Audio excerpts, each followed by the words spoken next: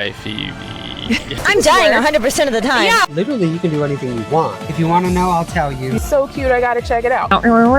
You learn a lot of things in life. Ashki, better get down, dude. Got a long way to go, baby. It's been such a weird journey. Big, ferocious sound. Weird is great. I won't use that other B word. You know, this doesn't sound right. Pound sand, to put it politely. What year was it you said you went? No, this is really important. Wasted all that money. It's all cool. Howard Well dress. Oh, Yes. Amen, sister. Don't get me started. Yes, the world is going to shit. More people should be singing in the street. Adulting is wild. I really love that energy. And I'm just gonna have fun. Send it. Yeah. And that's nasty. Hell yeah. Don't know where you're gonna land. It's dramatic. Per the government.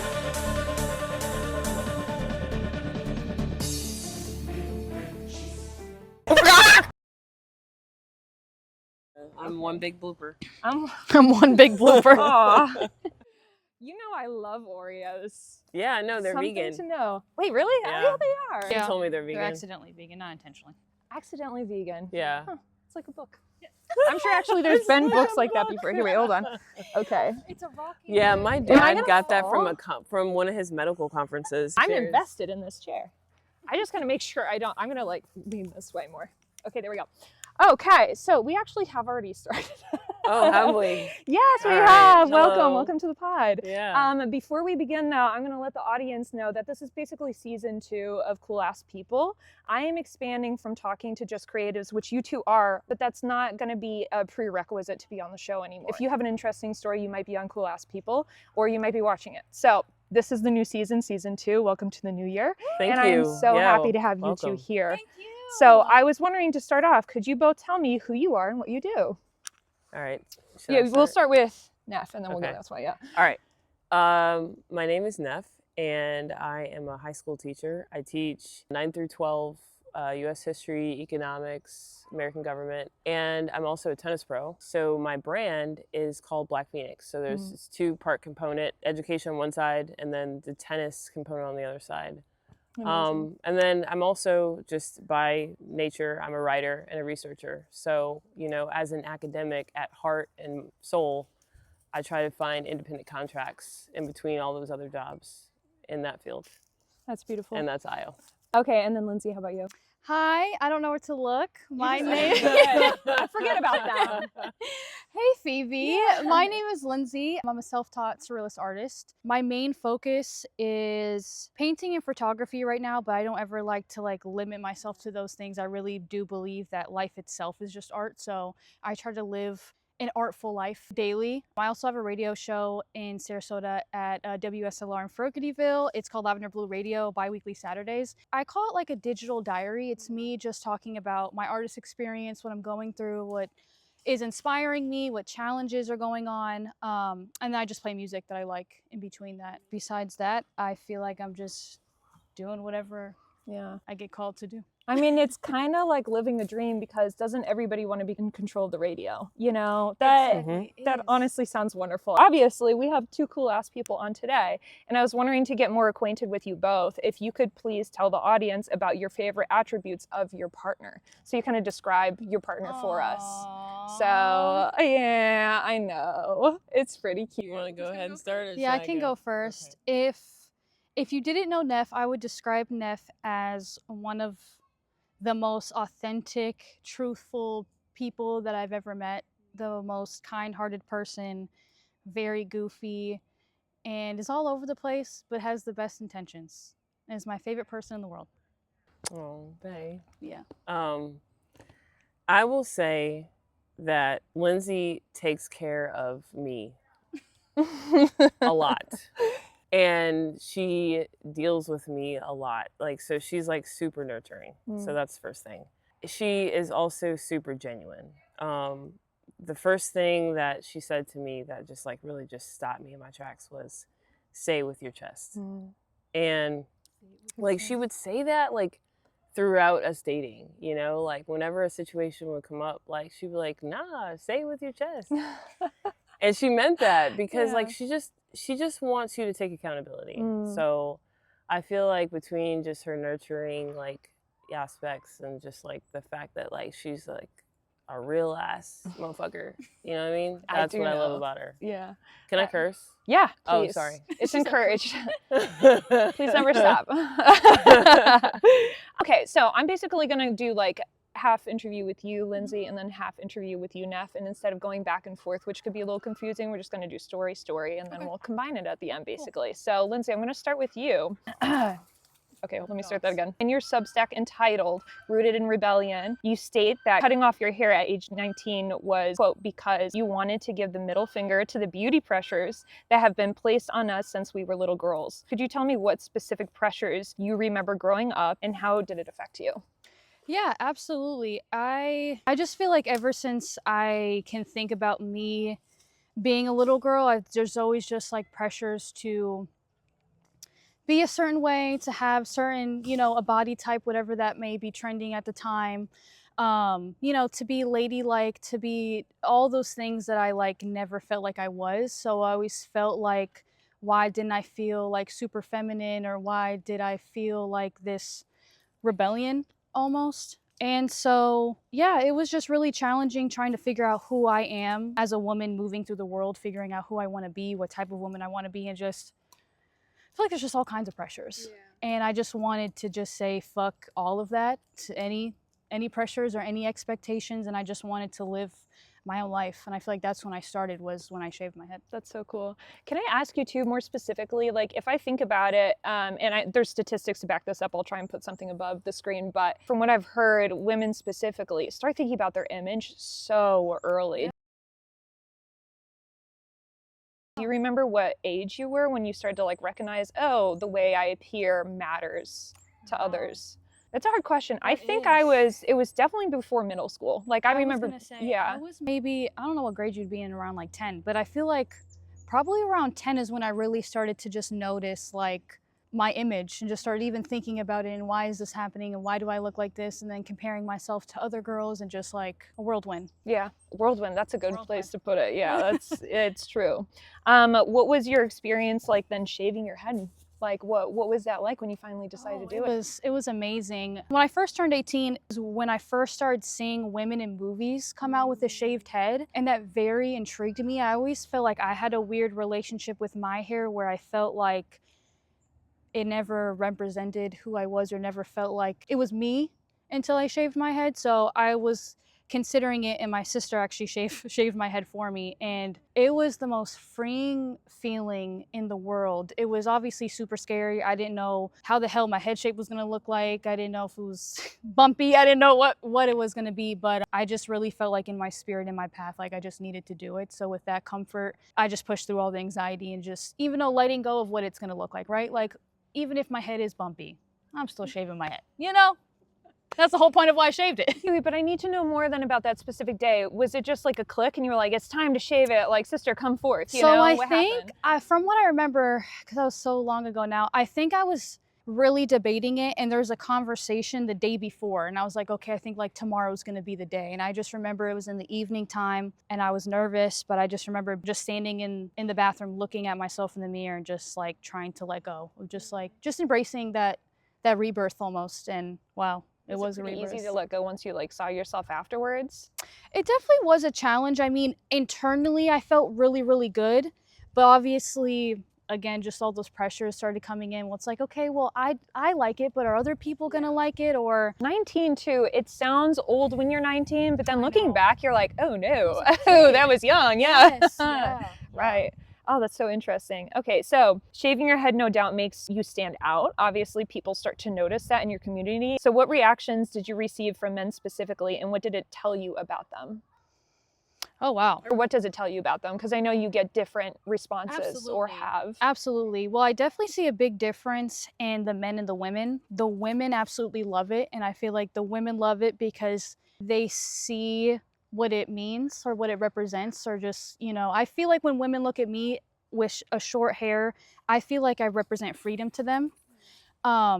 And a lot of the time men don't really like it. I feel like with men it's either they really like it to the point where it's fetishizing or it's like they absolutely do not like it. There was plenty of conversations when I first shaved my head. I grew up in a very religious household, so I've always been around very religious people, and after I shaved my head, a lot of the religious men didn't think it was ladylike or Christian-like, or, you know, whatever opinion I didn't ask for. Yeah. And I mean, that just like that, honestly, that just inspired me to just like continue shaving it. I'm one of those people that I believe I'm an alchemist. So it's like whatever energy you give me, I'm going to turn it into whatever I want.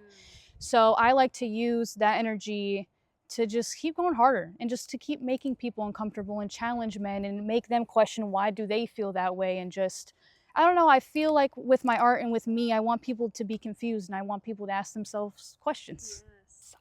Confusion is a beautiful, beautiful emotion, I have to say. Getting people to really question things, because to me what that hits with when men specifically like either fetishize it or just really don't understand it, it's because we're not given a different version of like what a woman could be outside of like, you know, very Euro-centric ideas of what beauty is. Yeah. So when you confuse people, you're trying to get them to think. Exactly. And I think that's beautiful. So could you tell me now though, since age 19, did you always like shave your head or did you go back and forth? Like, and why do you continue to do it today? So I remember the first time I shaved my head, I probably grew it out for a few months because I was still feeling it out. You know, I didn't know if I liked it, but I didn't know where I wanted to go from there. And I was still learning, I felt like, what it meant to me spiritually on that journey. So I have been shaving it ever since. For a few years, I was shaving it monthly, and now I shave it to a 2-guard every 2 weeks. Anytime, honestly, I feel crusty or if I'm PMSing and I just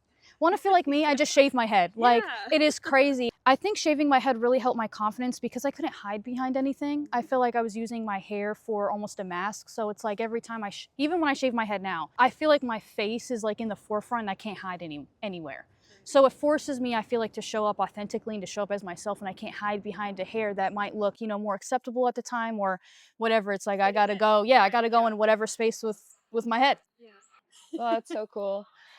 Well, I wasn't going to ask you this, but I'm wondering, could you tell me how you feel now being outside of more of like the spiritual space of that, and like what you keep onto your faith that you grew up with and then what you've let go of?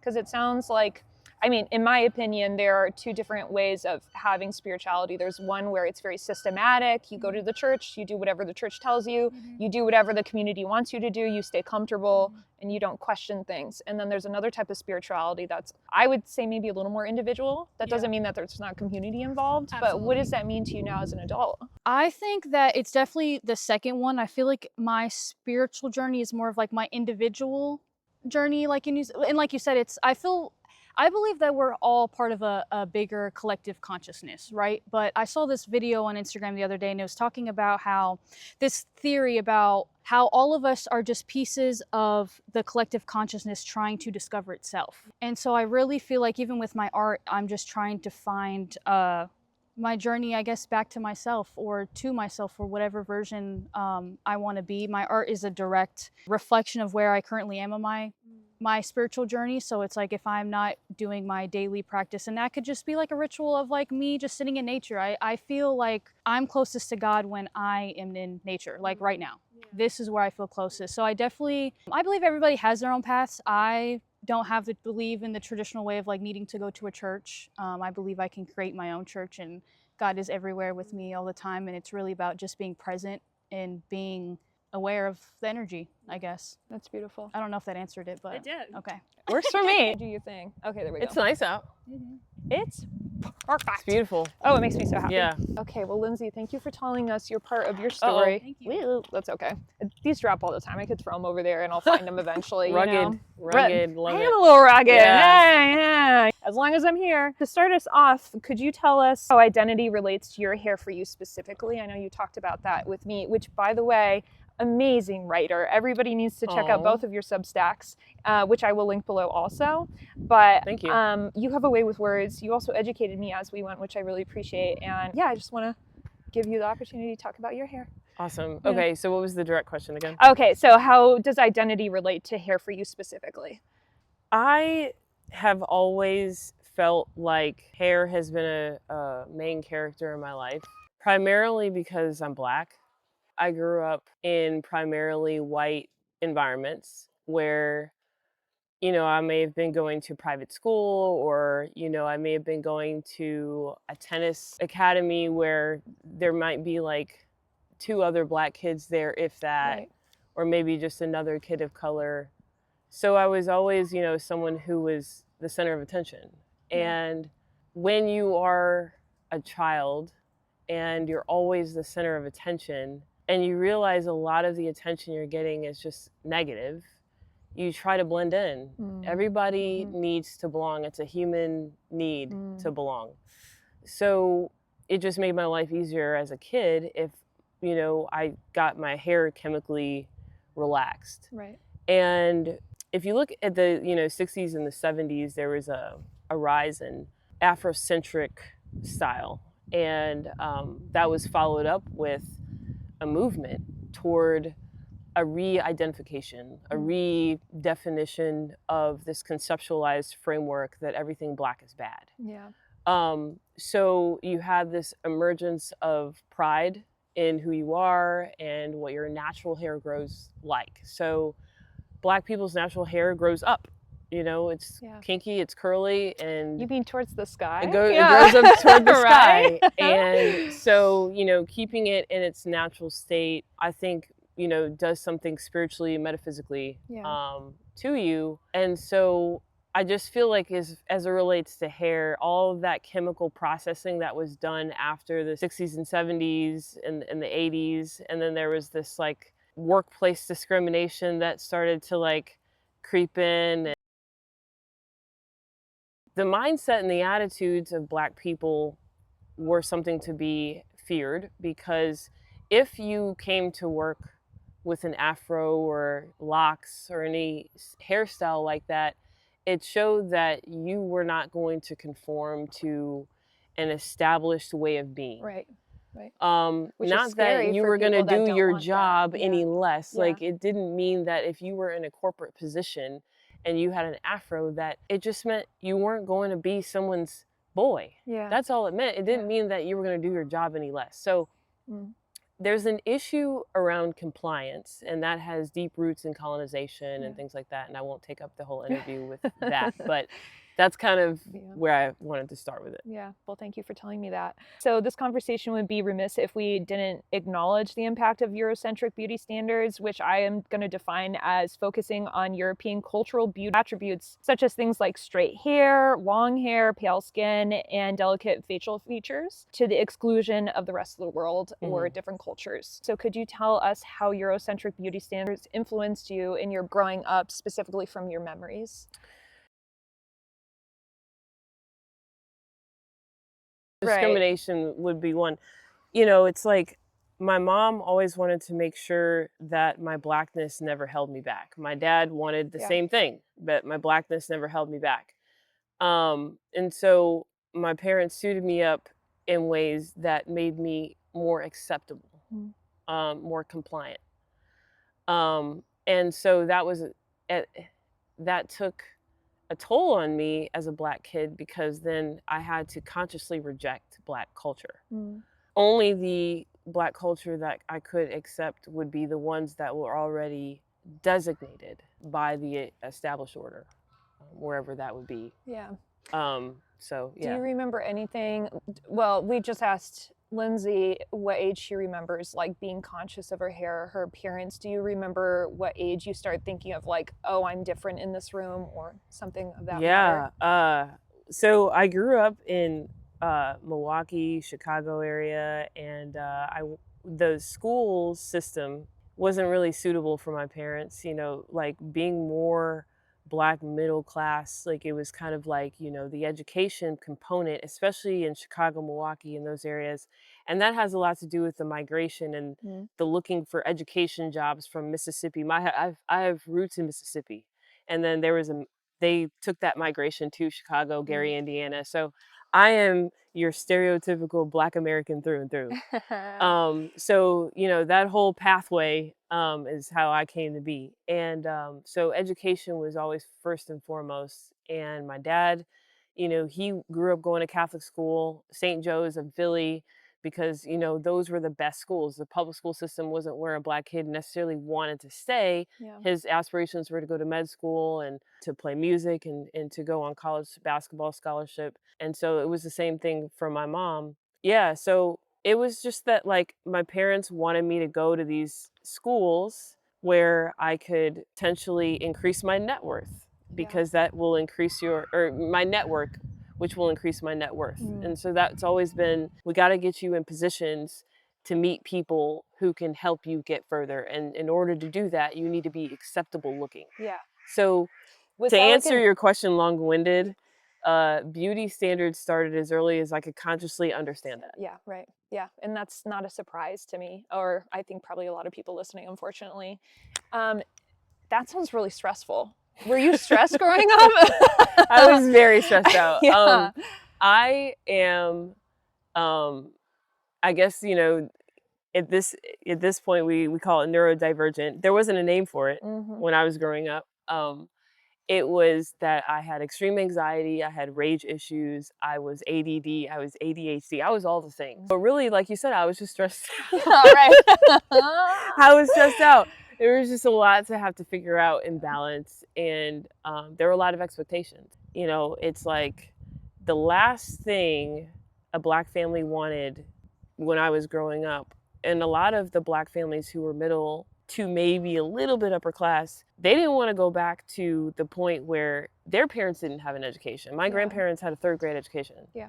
So, you know, if you look at a lot of us, like I'm a millennial, if you look at a lot of us, we're really the first generation of Black Americans who have advanced degrees and have worked in the corporate space throughout a cycle. So we are really the most advanced generation of Black people as it relates to just exposure that goes. So now I think what's happening is you're seeing a redefinition of who we want to be, because we realize that we're close to some sort of like more self-sufficient, self-sustaining power, because now we have some tools. We don't have the mechanisms, but we have some tools. Well, you know what that makes me think of is like going back to the 60s and 70s issues of the time, and like having your hair grow a natural way and then being so noticeable. It's weird because, like, you know, in some things we don't need to necessarily talk about systematic stuff, but especially in society. And like, I want to acknowledge right now that we are not in a place in America right now where we can actually talk about these things, or that we agree on race issues. And that is so fucking unfortunate, because it's literally 2025. But to me, it's like thinking about you being a millennial and then being the first generation of this. And I've heard this so many times from friends and family members that's not uncommon in America either. And what I want to acknowledge is that, like, if you're white, that doesn't mean that you haven't had pain. Like, that's not what we're saying. Everybody has pain. Everybody comes from a different socioeconomical background. But I can imagine that being from a Black family and being, you know, systematically oppressed up through those decades, and then finally you get to go to a school, right, wherever you want.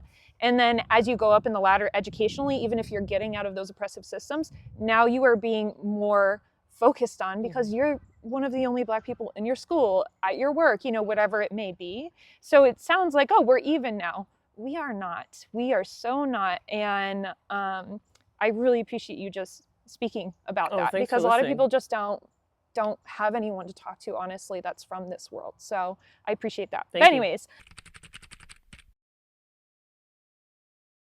I want to move on. So you shaved your head after college in tandem with moving to Brooklyn and then working in Harlem. So could you tell, for all of those unacquainted, how you would describe the diaspora, or how do you say that? Diaspora. Diaspora. Oh, yeah, thank you. Yes, the diaspora of people from Harlem and Brooklyn at that time that you were living there. I would describe, and I think most academics will characterize the diaspora as the global South. Right. Okay, cool. So, you know, Southeast Asia, Africa, South America, Central America, we are all dealing with a common struggle of colonization. We're all dealing with a common struggle of socioeconomic, political turmoil in some way. And so I just feel like when I went to New York, I was able to expand my perspective on why certain people are the way they are.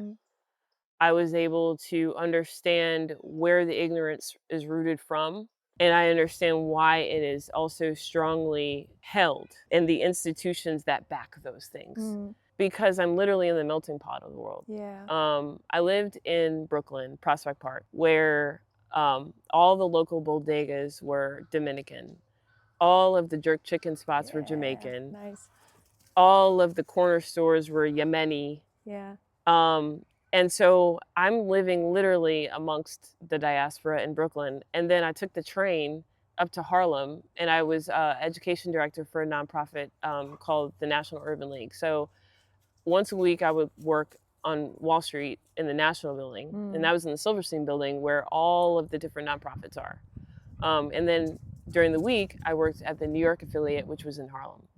And so, you know, going from like Brooklyn to Harlem was like, you know, going from like hipster capital of the world to black commerce, black Renaissance area of the world, right? And so it was just interesting. And then, but getting from Brooklyn to Harlem, you have to go through Manhattan.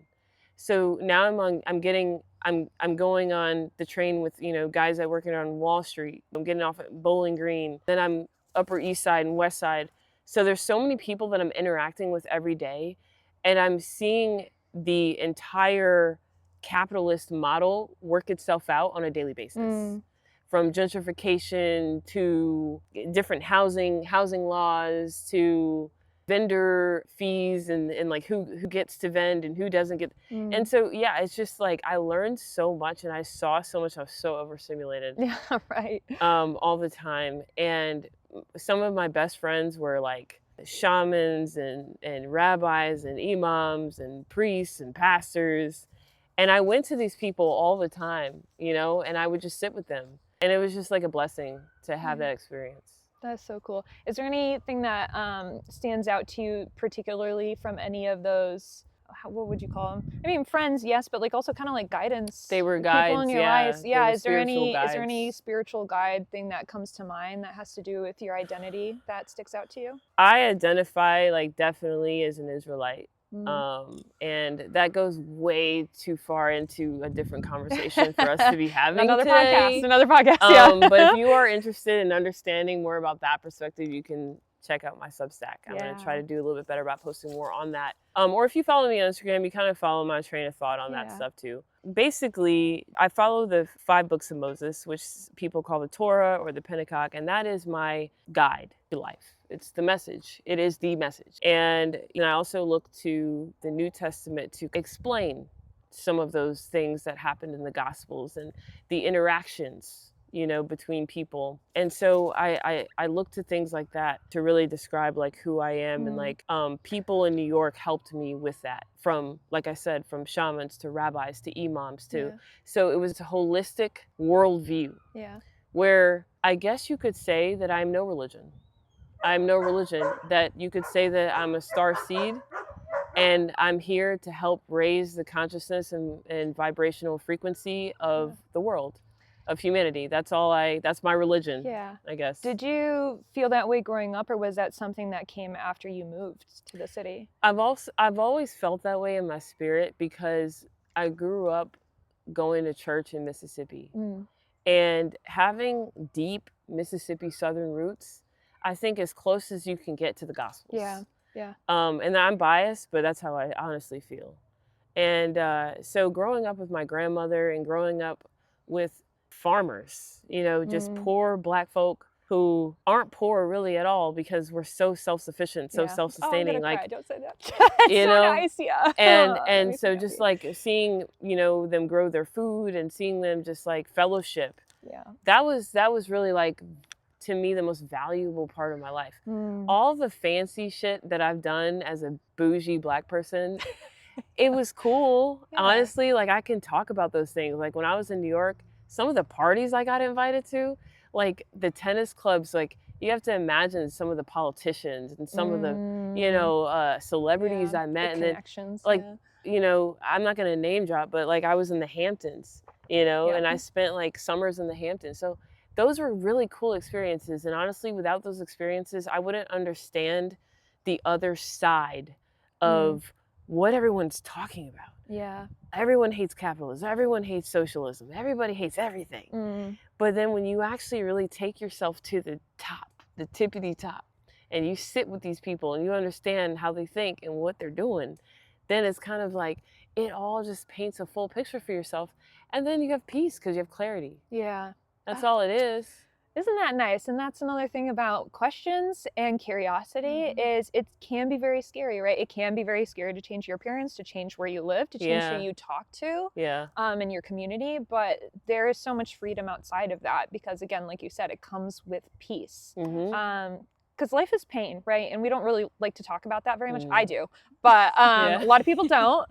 And I just think, like, what a miss, because you're going to get pain whether you want it or not. And you might as well share that with other people and then get to the peace part a little bit quicker. That's right. Yeah. That's right. So could you tell me, now that we're kind of talking about the new community that you were in, what it was like for you to start growing out your hair and using a pick and like going to shops for oil? Like, what was that like? Wow. Can you tell us about that? That was an experience, man. So I was a sheltered kid my whole life. Like, you know, my dad's like the type of person where like I would come home with like a 98%. And he would say that was good, but he wanted to know, what was the 2%? What did you not get? You know? And so there was always this like maximum accountability, maximum just like discipline, so structure. I am probably a very extremely institutional person. And so then what happened was then when I graduated from college, I moved to New York and I totally just like went crazy, right? I just explored and I just like wanted to like know more. What was the original question? I didn't write it down. What was it like growing out your hair and experiencing that and then going out into the community? Because that's related to what you were doing with your hair. Once I got to New York, I would go and visit Harlem, and they would have street vendors and they would have like coconut oil from Africa, from Senegal, from all these different countries. And man, it was just like such an experience because I would just sit on the street and they would just like put oils in my hair. And you would have like a juice man on the corner who maybe you were a naturalist and that your idea of going and getting healthcare was going to an herbalist, going to a Rasta juice man. And so I would literally go get my oils from someone from Senegal, and then I would go to get my shea butter from someone from Ghana, and then go get some moringa from him too, and then go buy a lock sock scarf, you know, because I was growing my hair out and I wanted to like, you know, maintain my curls until I start. And then, so it was a whole experience, honestly. Like I spent all day, like I would spend all day. I would come home and I would just have all this stuff. And I would call my parents and I would tell them all the stuff I got going on or whatever. And like I said, my parents are very straight edge, very corporate. You know, so it was like, oh, you're having fun, you know? But I was like, no, like, I feel like I'm kind of like moving into more of this like natural thing. And so, yeah, it was just like, it was an experience and it was a learning experience. So moving there, let's say the day you moved, compared to, how many years were you in the city, by the way?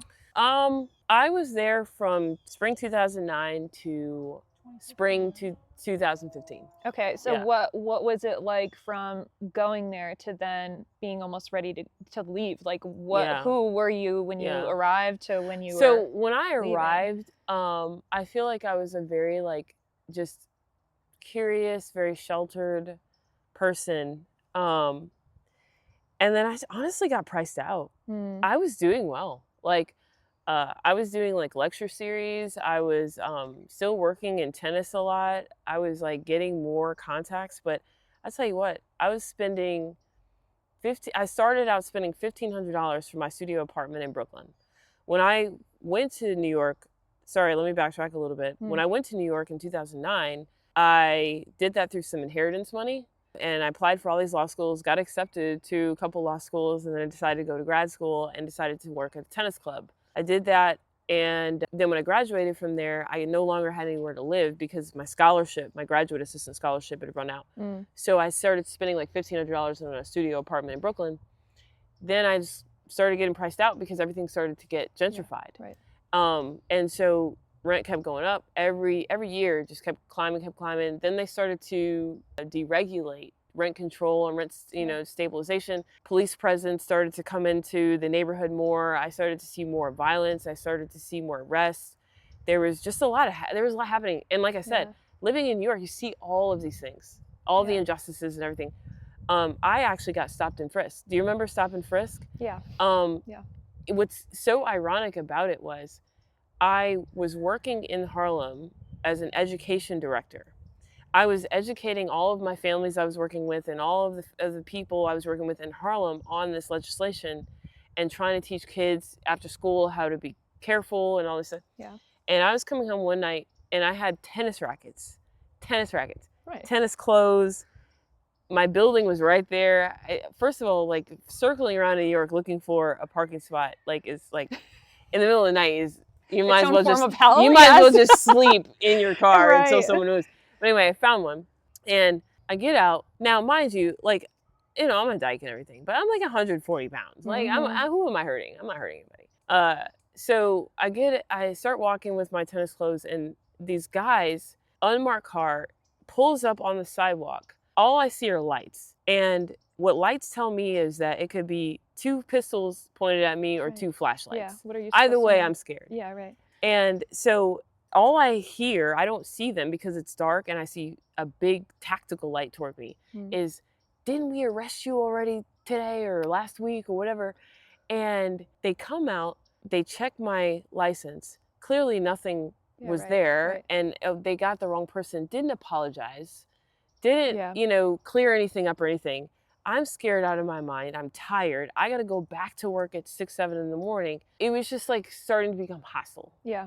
And then we got a tenant letter saying that once they start to do any sort of renovations on this building, we had a slumlord. Once we started doing renovations, you can either pay the new market price for your apartment or you can get the fuck out. Right, which I'm sure would be astronomically higher. Oh my God, it was Yeah. so much higher. And I wasn't making enough money. Right. Like, I made too much to qualify for Section 8, but I made too little to qualify to live in a nice apartment. Yes, this happens all the time. So I was just in the middle, just being poor, but not poor enough. Poverty. Yeah, right. I'm poor, but not poverty. Yeah. Oh my God. So my parents were just like, why don't you just come back here? Yeah. And then if you want to go back or whatever, just figure it out. And then, luckily I had that safety net. Okay. Damn. So something I noticed about your journey though, with your hair specifically, is that you chose locks. Yeah. And I know, you could have chosen braids or twists. So why pick locks? I've always liked locks. I've always loved the Rasta look. I mean, I've always just like loved just the idea of having your hair just create this like energy. And you can just do so many things with locks. I mean, you can wrap it up, you can braid the locks. Like there's just so much you can do with it.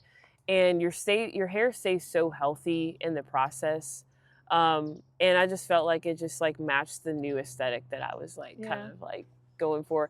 And I have a lot of Rasta roots in my family, so I was just like kind of more so identifying with that. And that's why I started going by Nefra. Yeah. Going by Nef. Yeah. At that point. Right. Yeah. So we're living the Rasta life a little bit, we're feeling our locks. And your hair got pretty long. It got so long. Yeah. Like it was down here. Like I was to the point where like I would have to like move my hair to the side to sit. Like, it was a conscious thing. It was something that was a lifestyle, honestly, just because I had so much of it. It was so heavy. And it was funny because when we first started dating, it would get caught in her nose ring.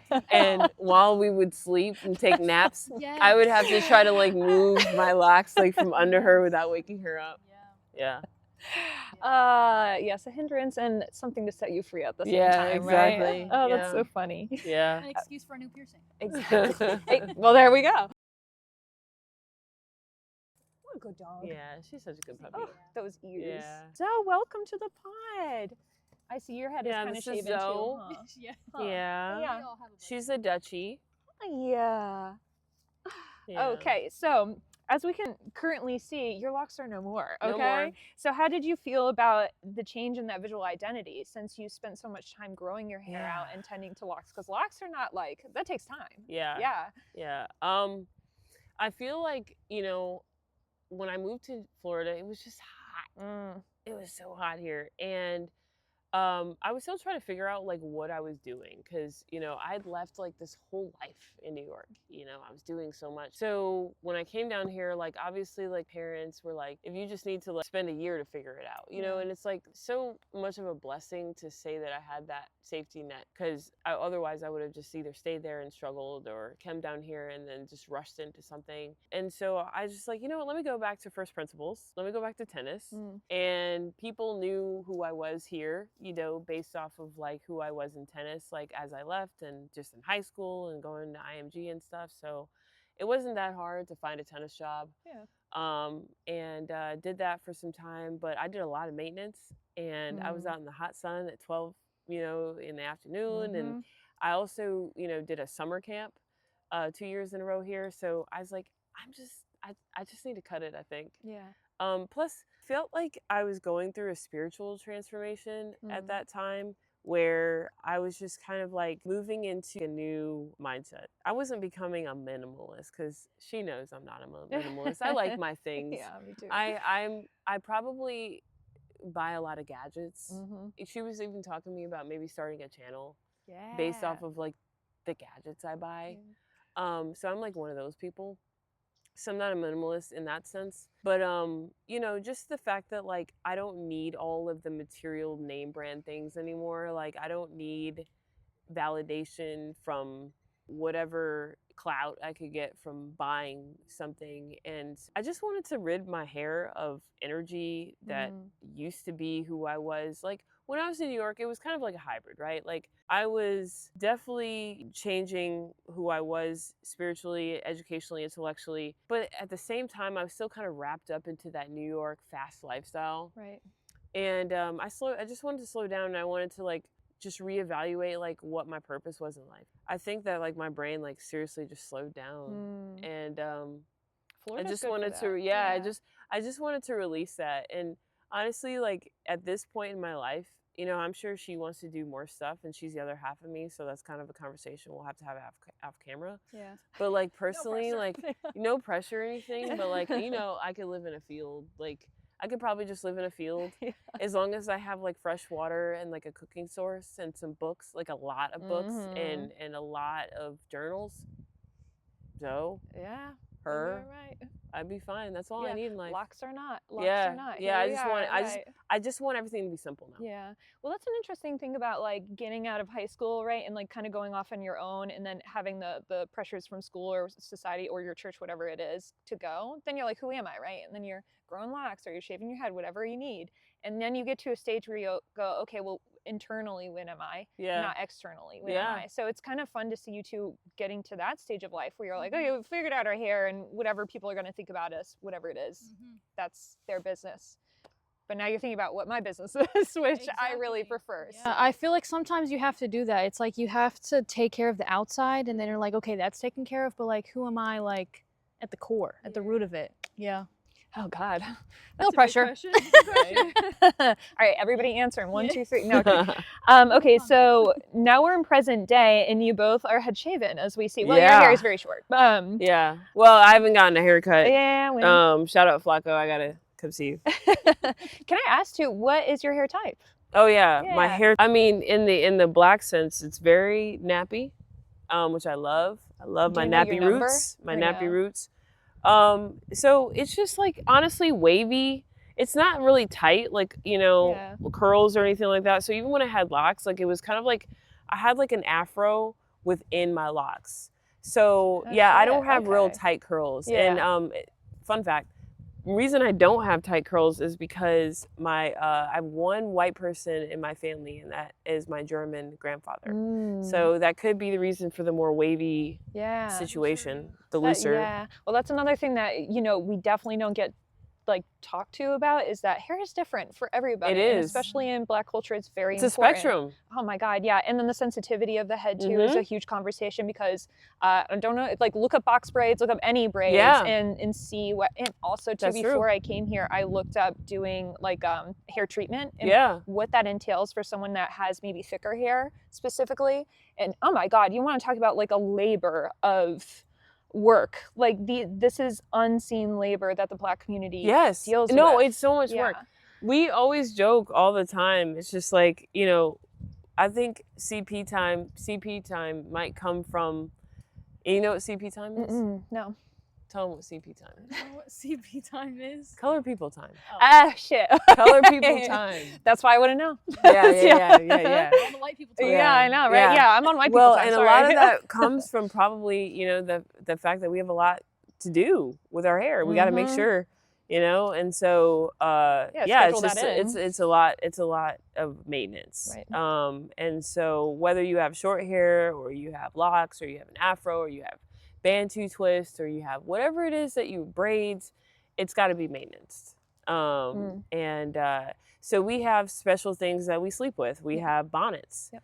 And that's a cultural thing. And I actually was talking to her about this the other day, was that, you know, do-rags and bonnets and things like that, those are things that typically Black people don't want to wear outside, just because they feel like, you know, they're being discriminated against, and it's not like looked upon. I start wearing mine outside.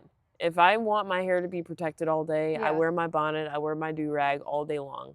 And I'm just as professional as I am without it. Isn't that funny? Something on your head doesn't affect the way you are. No, it's a cultural thing. And so even like one of the first acts of love, like I felt with her, was when she bought me a satin pillow. She said that Black people need satin pillows. Yeah, they do. So she bought me one. Protect the curls at all she wanted me to be comfortable at her house. Yeah, that's so nice.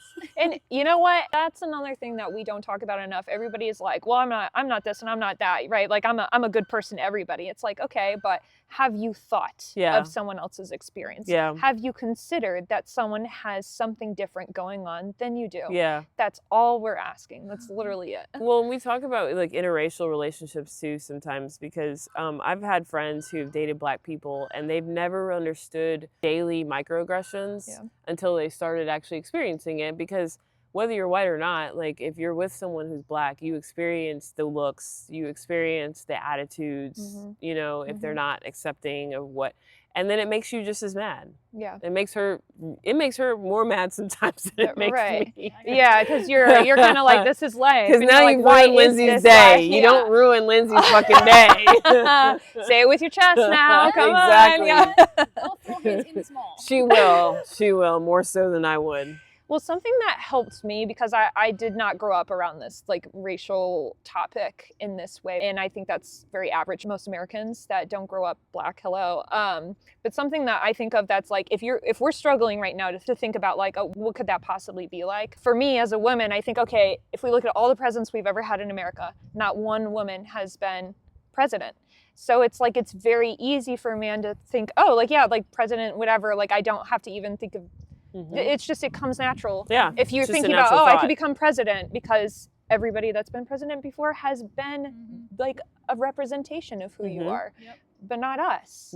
And I think it's the same with the Black community. You know, what representation do you see? Because a lot of people get whacked out of shape when, you know, certain characters are on just a show. And it's like, but that's actually real life. Because if you go out into the world, into a city, you know that there's all different types of people. Yeah. So, and well, and also it's like there's a narrative, right? It's like exposure. The more you're exposed to people, the more you understand nuance. And it's not that I don't understand white supremacy or racism. I understand what it's rooted in. And whether I like it or not, there's still a consistent education that's happening. Right. You know, it's not that there's no education happening. There is an education. It's just that there then has to be a balance of that education. And I think that when you're not exposed to that balance of education, you don't understand the nuances. And so you might have some preconceived feelings about people that might be valid for whatever reason, but to understand the nuance as to why that might be, or why you even might feel that way about that person, really just like allows you to like step back and like see it for what it actually is, and not just for how you're emotionally feeling about it. Yeah, right. Well, I think something that's really helped me is like 2 or 3 or 5 or 10 things can be true at once. So, right, you might not be personally like racially profiling someone, but to ignore the system that is oppressing other people is really just like, we're doing this right now. It's like one of the 3 monkeys. Oh, you know? yeah, no, I hate when people say like, I don't see color, because that shows me that you're like not trying to see what is actually happening with me.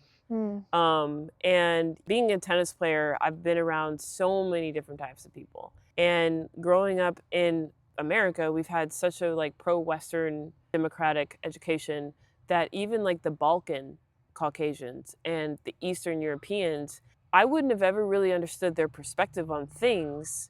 Not to say that I agree or I don't agree, but to really like put the whole stories together from, you know, the Treaty of Versailles to, you know, going into World War II, and then all these things helped me become a better academic just because I've had exposure to Eastern Europeans, whereas a lot of academics who've grown up and just had Western thought, Western teachers, Western, you know, just even that alone has helped me open up my eyes to Southeast Asia through Eastern Europeans' eyes. So, you know, it's just, I get it. I do get it. If you are from a place and you have always grown up in one system and that system has always worked and you haven't really ever had any resistance, why would you explore? I understand that. I get that. Yeah. Well, again, that's a looking outside sort of situation again, going back to what is beyond me and do I care for other people's experience that is not the same as mine. So, but now we're in present day, right? We both have, again,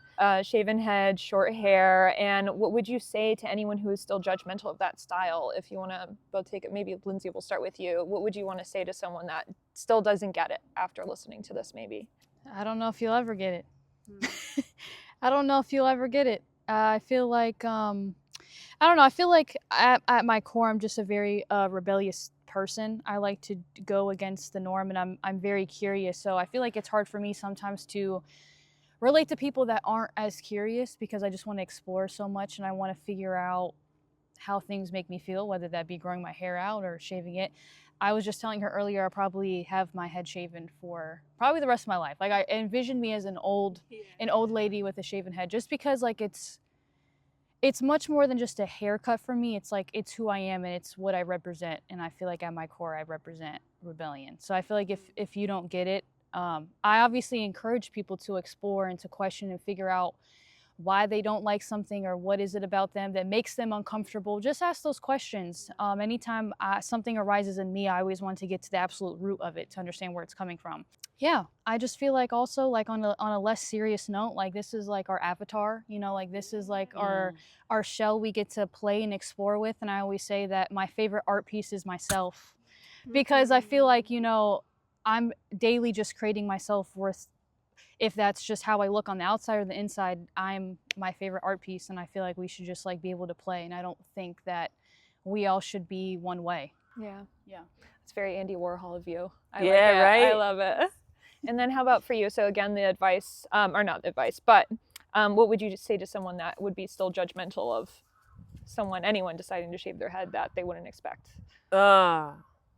Tell people to stop being so fucking obsessed with you. Or no, I mean, but like honestly, like freedom of expression is liberation.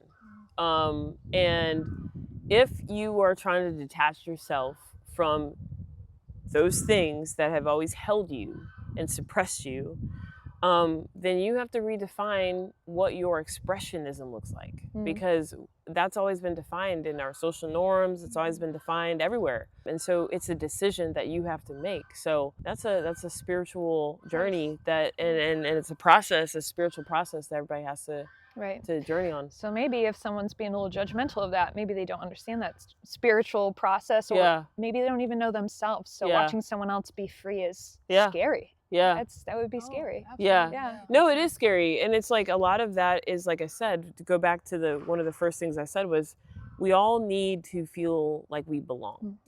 Yeah. And we are by nature tribal. It's hard when you don't have other people to support your journey. Yeah. I have friends who I see that they are struggling with who they really are based off of who their family is. And I can only pray that they have strength to either keep who supports them and walk away from who doesn't, but that's hard with blood. Right. It's hard to do. Yeah. Very nuanced. Who knew? Well, I was wondering, do either of you have any advice for someone that might be considering shaving their head but are scared? I was telling Phoebe earlier off camera, we were just walking around, that I've had a lot of women come up to me, like even in a grocery store. For example, I was at Detweiler's the other week, and there's this little old lady that came up to me pushing her cart, and there was this big old man behind her. Her husband, she's just pretty much just telling me that she just loves my hair. And her hair's already like pretty short, but she's like, I just love your hair. Like I wanna shave it. And so immediately like her husband is just like huffing and puffing, like, oh, like, and I'm like, dude, like I'm right here. So I just sat there in front of him and I was like, girl, you should do it. Shave your head. Come on, join me. I mean, I just feel like as a woman, like even if they just do it one time, it is the most liberating thing I've ever done. And I feel more connected to myself, and maybe not everybody will experience that, but just being a woman and just experiencing that freedom of not having hair, I think is something that I would push through the anxieties, and I think it'll bring you closer to yourself. So I'm always just going to say, just do it. I always say on my show, my radio show, that I see fear as an invitation for growth. So if I fear something, I really have to sit with myself and be like, I really probably should do this. Yeah. Right. Well, it comes back to, why am I afraid? Exactly. Why am I afraid? That's a whole nother podcast. That's a Well, any advice you have for anyone considering to cut their hair, or maybe in your experience, decentering, like Euro-Centric things? How would you do that? Yeah. How does one do that? You know, like redefining purpose. I would just start with where you're curious. I would just start with the things that you are most curious and passionate about, and just dig into it and just become obsessed with it, and then create a process for yourself to get there. You know, like if whoever it is that you want to be, you know, like I want to be a writer, I want to be an academic, you know, I'm not going to say that I make the qualifications of Alfred Nobel, but again, that's another podcast for another day. We can work up to that. Sure. We can work up to that. Right. But, you know, I wouldn't mind being a Harriet Tubman of sorts, or a Frederick Douglass, you know? Yeah. Just figure out who you want to be and work yourself up to it. Yeah. It's okay if it takes time. And it's okay if it's a process. And love that process. Yeah. Well, what I like about the idea of it is, like, even if you're not ready to deal with all these other things in your life, you're still figuring out. Doing something that's visually changing kind of is like a catalyst to Absolutely. see what else you can do. Absolutely. It's a bold step. Like, honestly, it is bold, you know? And I think that sometimes you just have to do bold shit just so that you can just grow some hair on your chest. Yeah. I love it. You know? And yeah, unless on your head. Okay, so that makes me wonder, do you guys want to shave my head then? Absolutely. Yeah, let's do it. Well, fuck, let's go. All right. You look down, hear the sound of the faces in the crowd.